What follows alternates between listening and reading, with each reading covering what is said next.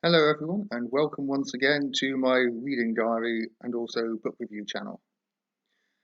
For today's holiday special we have The Witchfinder's Sister, a gripping horror story set during the English Civil War and that follows the story of Matthew Hopkins, England's premier witchfinder. This book blurs the boundaries between historical fiction and pure fantasy. The character who narrates the story, Matthew Hopkins' sister, is entirely fictional, though she may have existed, we simply don't know.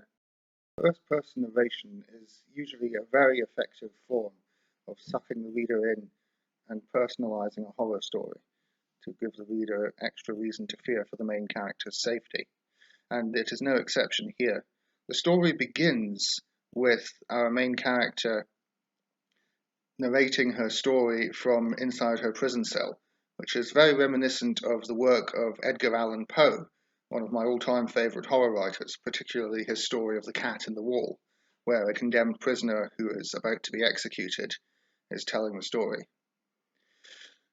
And reminding me of Edgar Allan Poe is, of course, never a bad thing.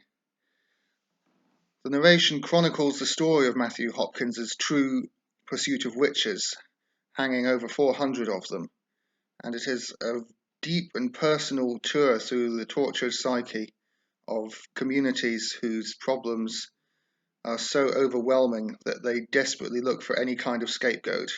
And even though everyone pretty much knows that all this talk of witches is nonsense, no one dares to speak out, least of all our main protagonist. It's a really haunting psychological study. In terms of its historical value, this book is plainly incredibly well researched, and indeed I first heard about it in the BBC History magazine, where it was reviewed in their book review section. It includes actual case notes from the witch trials and detailed descriptions of how suspected witches were accused and interrogated and then brought to trial. Overall, this story is a great one to read, and it is my personal definition of horror. Nothing in the way of jump scares, nothing in the way of gross out scares or vulgar humor.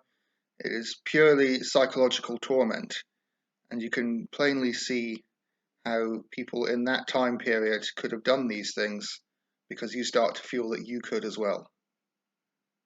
Anyway, with our holiday special over with, all I can say is read responsibly, and what are your favourite horror books? Oh, and happy Halloween.